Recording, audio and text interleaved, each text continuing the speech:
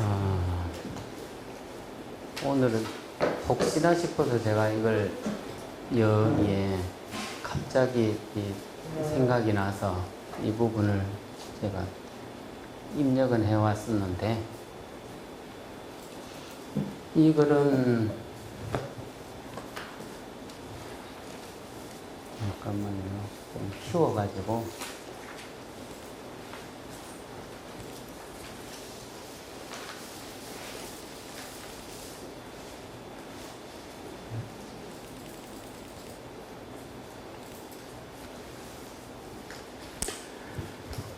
이 글은 아마 모르긴 해도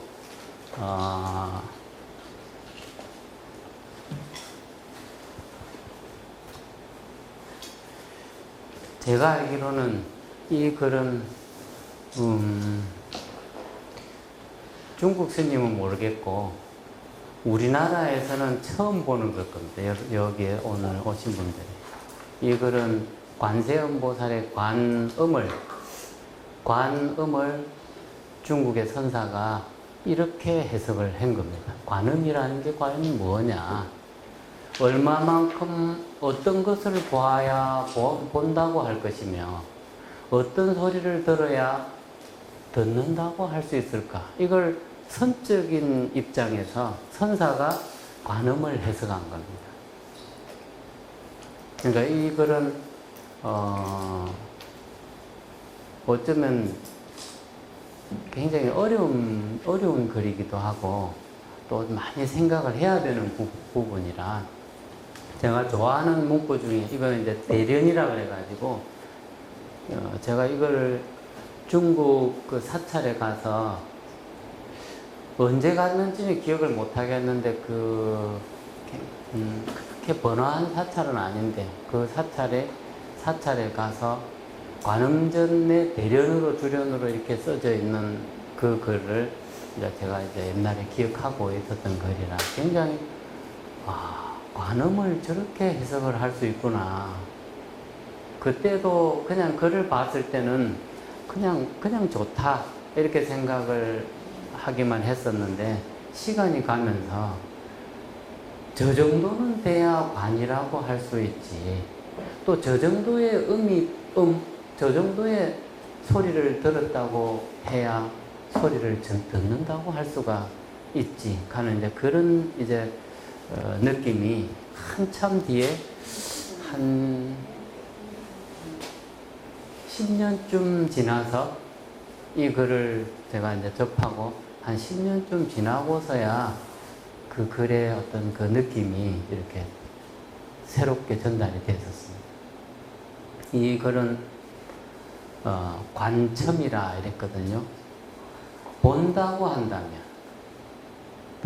한다면 어느 정도를 보아야 본다고 할 수가 있느냐. 충령이란 말은 영축산 봉우리라는 뜻입니다. 부처님이 옛날 영축산에서 영산해상 설법을 했던 그곳을 충령이라 그럽니다. 영축산 꼭대기에서 어디를 보냐면요, 까마득하게 얼마만큼 먼지도 모릅니다. 까마득한 영축산 꼭대기에서 까마득한 저 멀리 어느 숲속에 얼마만큼 거리가 되는지는 모릅니다. 근데 그게 그냥 거리도 아니에요.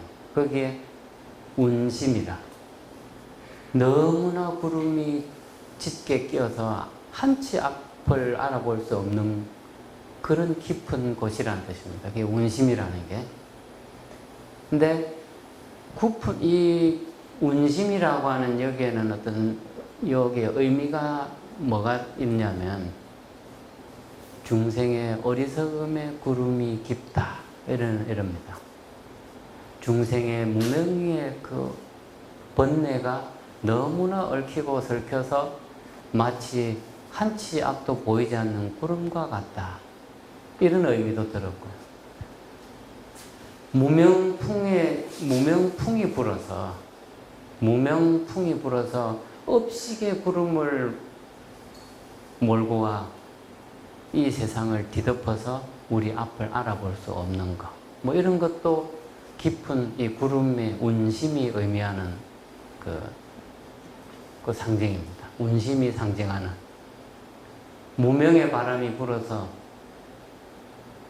그 크기를 가늠할 수도 없고 또 그 깊이도 가늠할 수 없는 짙은 안개 속 이런 의미입니다.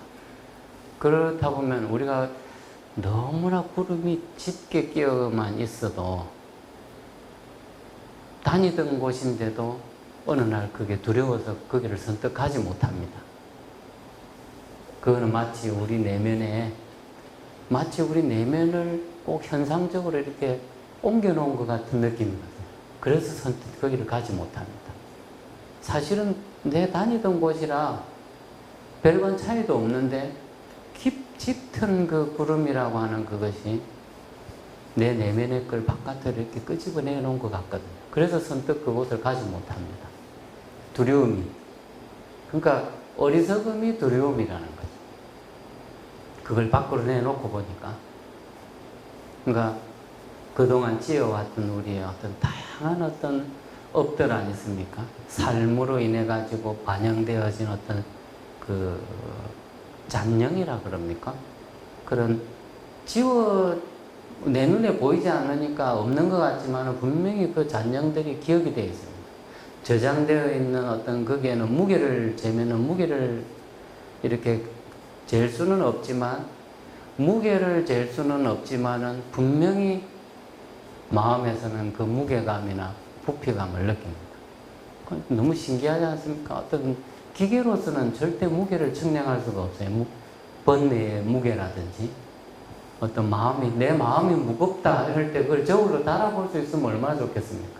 그런데 그거는 세상에 있는 저울로서는 측정이 안 되는 무게입니다. 그런데 무형의 이 심중칭이라 그럽니다. 마음속에 있는 저울로서만이 그걸 느끼는 거기 때문에 그 무게는 세상의 저울로서 측량이 되는 게 아니기 때문에 짙은 구름만 확 끼어있고 거기에 비까지 오고 바람까지 굉장히 어떤 음산한 소리를 내는 바람까지 불어오면 그 깊은 구름 속으로 우리가 걸어가지를 못합니다. 정말 신기합니다. 분명히 그 구름이 짙게 끼어있는 그곳을 우리가 아무렇지도 않게 왔다 갔다 하던 그곳인데도 안 됩니다. 그러니까 그렇게 깊은 구름 속같이 지금 우리는 하나의 자물쇠를 지금 가지고 있습니다. 근데 그 자물쇠는 이 자물쇠도 역시 세상의 열쇠로는 열 수가 없는 자물쇠입니다. 우리 중생의 어리석음의 자물쇠거든요. 청정의 자물쇠가 아니고 청정에는 자물쇠 자체가 필요가 없습니다. 이미 열려가 있기 때문에. 우리가 전부 자기 자신이 자기는 아무렇지도 않다 그럽니다. 자기는 아무렇지도 않다 그러지만은 주위의 사람들은 자기가 어떤지 알아요. 자기만 모릅니다. 우리가 자기를 모릅니다. 그런데도 상대가 나를 오해한다고 생각합니다. 왜냐하면 자기 자신은 열리지 않는 자물쇠를 하나 딱 가지고 있는데 그걸 있는 줄 모르거든요. 근데 이게 깊은 구름 속에 있는 요건 현실적으로 본다면 아무리 구름이 짙어서 그 짙고 깊이를 알 수 없고 숲의 깊이도 알 수 없고 무엇이 있는지도 알 수 없고 어떤 낭떠러지가 있는지도 알 수 없는 그곳에 어떤 작은 구멍, 결정적인 어떤 가장 중심이 되는 그 한 구멍이 있어요. 그걸 열쇠 구멍인데, 이제 열쇠 쇠자를 쓴 거는 이제 이거 지금 하나의 비유입니다. 그 짙은 구름으로서 한 치 앞도 안 보이는데도 불구하고 그 깊은 구름 속에 있는 열쇠의 구멍을 볼 수 있어야 적어도 본다고 할 수 있지. 그것도 여기서 보는 게 아니고 영축산 정상에서요.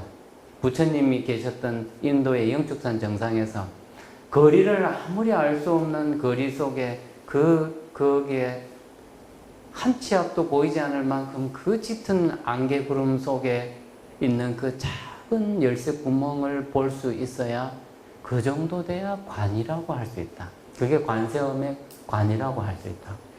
이 첨자도 본다는 뜻입니다. 볼 첨자입니다. 본다면, 관한다면 이런 거죠. 영축산 꼭대기에서 짙은 구름 속에 숨어있는 열쇠 구멍 정도는 보아야 관이라 할 수 있지. 이런 뜻입니다. 그럼 이 의미가 뭐냐, 그럼? 이 말의 의미가 그럼 뭐냐면은, 이 세상에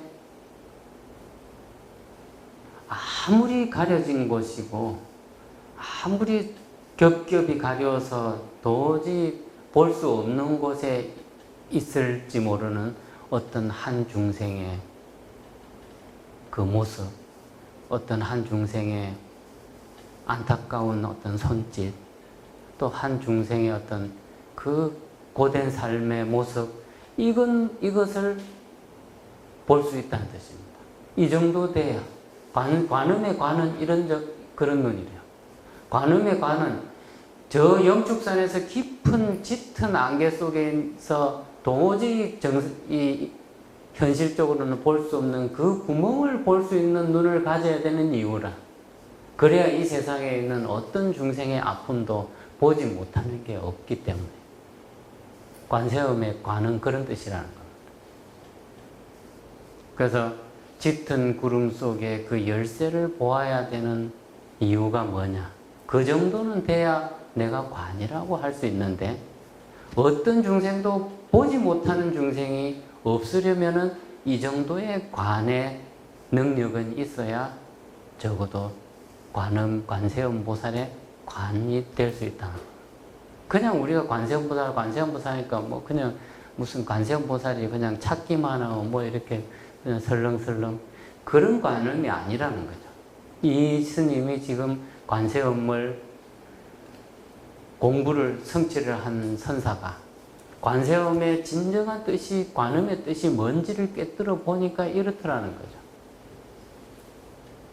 그런데 우리가 눈앞에 있는 것도 다 봐주기 어렵지 않습니까?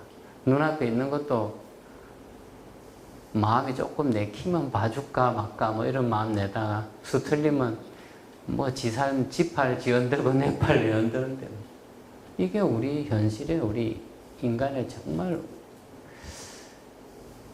뭐라 그럴까요? 그걸 참 알기는 아는데 딱히 한마디로 하려고 하니까 좀 너무 그 인간의 그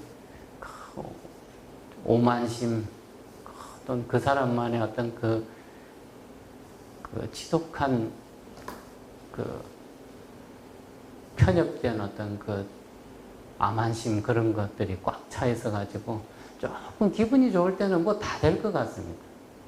근데 기분 좋을 때 뭔가 주는 거는 사실 그 시간이 지나고 나면은 거의 후회하는 것들입니다. 기분이 좋아서 좋지, 또 정상적으로 평진심을 탁 하고 보니까 내가 미쳤지, 왜 그거를 줬지, 이런 거.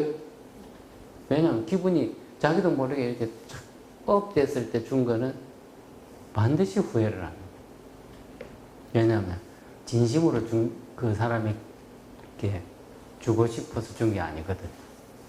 그래서 이게 참 정말 어떤 누군가에게 이렇게 뭔가를 마음으로 정말 조금 더 어떤 깨름직한 거 이런 게 없게 하려면 평소에 마음을 평정되게 가져야 되는, 그게 기도입니다.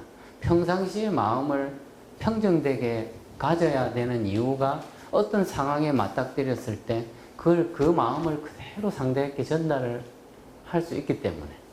그래서 이 관이라는 관세음보살 하는 이유는요, 내가 보지 못할 누군가가 없기를 발언합니다, 이런 뜻입니다. 뭐 그냥 관세음보살 너무나 흔하지 않습니까? 관세음보살 모르는 분 어디 있습니까? 절에 2박 3일만 다녀도 관세음보살 소리 듣습니다. 그런데 관세음의 그 관음이라고 하는 이 뜻이 얼마나 깊은 의미가 있는지 사실 잘 모르거든요. 그냥 뭐 관세음 하니까 세상의 중생들을 다 봐주고 또 세상에 아우성치는 소리를 다 들어주고 맨날 그냥 들었던 그거예요. 그냥 크게 감동 없는, 볼 수 없는 이 깊은 곳에 짙은 구름 속에 열쇠 구멍마저 보아야 본다고 할 수 있다는 이 말을 왜 하겠습니까? 그러니까 우리가 찾는 관세음보살, 이것은 그 관세음보살의 그 의미에 진짜 담겨 있는 건 내가 살아가는 동안에 내 두 눈으로 봐주지 못할 어떤 대상은 아무것도 없기 위해서 저는 관세음보살을 찾습니다. 이런 의미인데 겁도 없이 그냥 관세음보살 많이 했죠. 책임도 질 수 없으면서 책임질 그게 얼마나 무서운 건데, 근데도 대단한 거죠. 그 책임지지 못할지언정 해놓고 보자, 대단한 거죠. 아주. 그렇지만은 적어도 관세음의 관은 이런 거라는 거예요. 볼 수 없는 그곳에 있는 그 열쇠 구멍마저 볼 수 있다면 이것의 의미는 이 세상에 하물며 이것도 보는데 그 이외의 중생들을 보아주지 못할 게 어디 있겠느냐. 그래서 관음의 관은 이렇고, 음이라는 것, 적어도 중생의 소리를 들어준다, 음청인데 소리를 들어준다고 한다면 어느 정도의 소리를 들어주어야 하느냐. 선관이라는 건 뭐냐면 여기는 분별과 사량과 어떤 관념 이런 게 끊어진 걸 선관이라 그럽니다. 선의 관문이니까 선으로서 선의 어떤 이것은 어떤 분별심, 생사심, 끊임없이 어떤 옳고 그르고 이런 것을 따지는 마음이 딱 씌어진 것을 선관이라 그럽니다. 선의 관문이니까 선으로서 빗장을 이렇게 이 관자는 뭐냐면 대문을 걸어 잠궜다는 뜻인데 여기에는 어떤 분별도 침범할 수 없는 영역이라는 뜻이라요. 세상의 속스러운 소리는 여기에 절대 들어올 수 없다는 뜻이라. 근데 이거는 세상의 속스러운 소리가 들어올 수 없다 이 말은 어디 저를 상징하는 게 아닙니다. 여기 계신 분들 자기 아파트 여기 각각 집에 무슨 호수 있죠. 뭐 102호, 뭐 502호, 뭐 1002호, 뭐 이렇게 있다면 그곳이 성관이 되어야 된다는 뜻이에요. 거기에서 어리석은 생각을 하지 않으면 그 자체가 성관이에요. 옳고 그르다, 또 호추, 좋다 나쁘다를 끊임없이 비교하면서 이렇게 우리가 다투지 않습니까? 그런 소리가 거기는 침범하지 않는다. 그 말은 내 마음을 평정하게 뭔가를 이렇게 마음속에 되새기면서 그 어리석음에 휘둘리지 않기 때문에 그 사람이 머문 곳은 성관이라요. 이제 다른 의미로 하면 이제 이 성관은 그런 분별과 시비가 끊어진 사람들이 머물러 있는 곳, 세상에 어떤 이제 뭐 그냥 상징적으로 현실적으로 그냥 이야기하죠.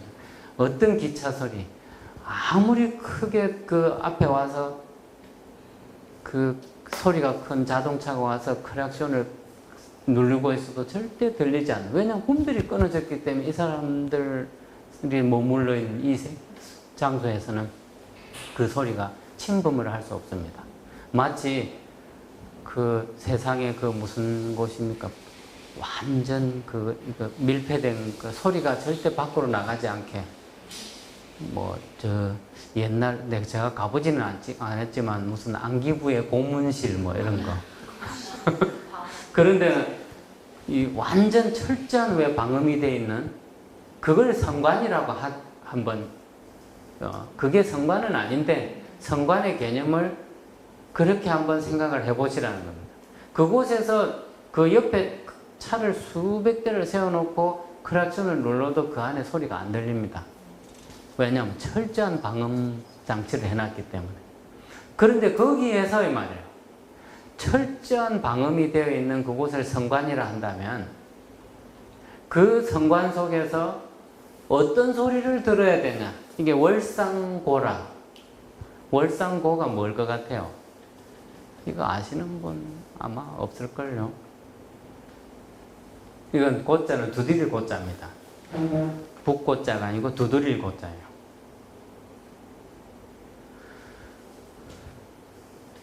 여기에 그게 나오나?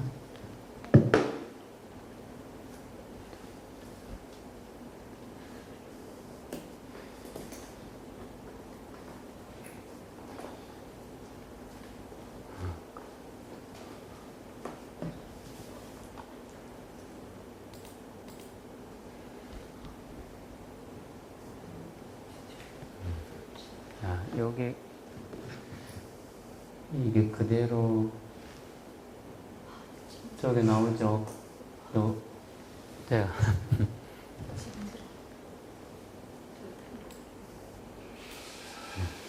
야, 이 현대 문물이 좋긴 좋네요. 무슨 글자로 알고 싶으면 보시라고. 네.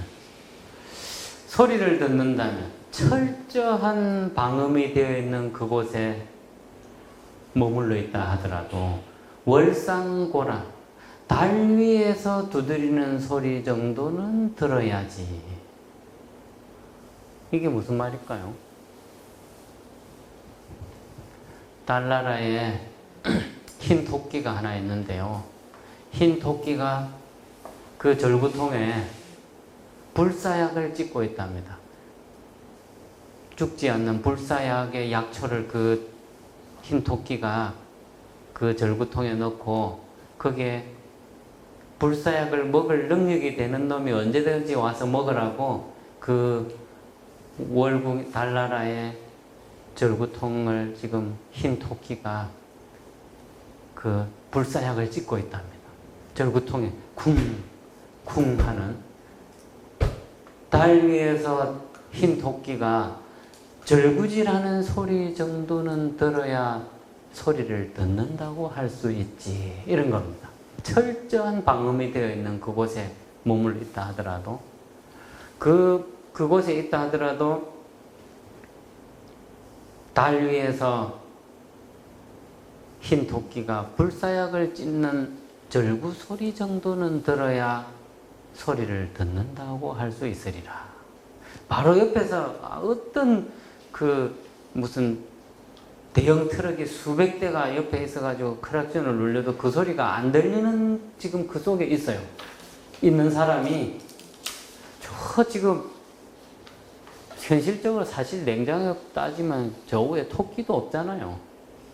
그런데 토끼가 지금 그 절구질하고 있는 모습으로 이렇게 싹 보이잖아요. 그런데 거기에서 절구질하는 토끼가 절구질하는 소리 정도는 들을 수 있어야 된다. 이 말은 이 세상에 어떤 중생의 아우성 소리도 듣지 못할 게 없으려면 이 정도에 되는 기능 가지고 있어야 된다는 뜻입니다. 그러니까 여기 계신 분들 아무 걱정하지 마세요. 관세음보살은 그런 귀와 그런 눈을 갖고 있답니다. 어디서 뭔 짓을 해도 다 알아. 아무리 저 가린 곳에서 좀 우리가 좋은 일도 했지만 좀 드러내면은 좀 거석한 거를 그 뻘짓이라고 안 합니까? 네. 그런 걸 해도 다 봐. 왜냐면 그 충령에서 깊은 숲, 그 충령의 그 산꼭대기에서 그 짙게 끼어있는 구름 속에 있는 그 작은 구멍, 열쇠 구멍마저도 볼 수 있는 눈을 가졌는데요. 또 귀는 얼마나 밝냐. 그곳이 철저한 방음이 되어 있어서 세상에 큰 소리랑 큰 소리를 낼 수 있는 장비를 갖다 놓고 아무리 소리를 해도 그 소리가 절대 그 안으로 들어갈 수가 없어. 그런데 그 안에 있는 사람이 관음이라 친다, 관세음이라 치고 그게 나여야 된다는 소리입니다. 관음이라 치고 그 관음은 달 위에서 흰 토끼가 불사약 찢는 절구통 소리를 들을 수 있다. 이 정도 돼야 이 세상에 관음 노릇은 할 수가 있다. 이런 이 선사의 말이 그렇습니다. 이 세상에서 관세음 놀이를 하려면 요런 기와 요런 눈은 가져야 이 세상에서 관세음 놀이를 할 수 있다 이런 뜻이죠. 그러니까 이 공부하시는 분들이 이런 정도의 눈과 이런 정도의 귀를 가지려고 관세음보살을 부른다. 관세음보살을 부르는 이유입니다. 이거는 참 어려운 건데 여기에 다들 굉장한 분들이라 이건 다 아마 다 알아들으셨을 것 같아요. 잘못 눌렀는데 이게 지워져 버렸어요.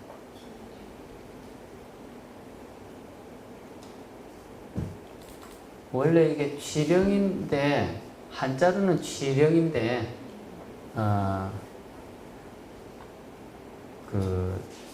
제가 바꿔드릴게요. 영자가 여기 취령인데 원래 우리 불가에서는 취령이라 안 하고 축이라 그러죠. 여기 뭐가 잘못됐네. 축령.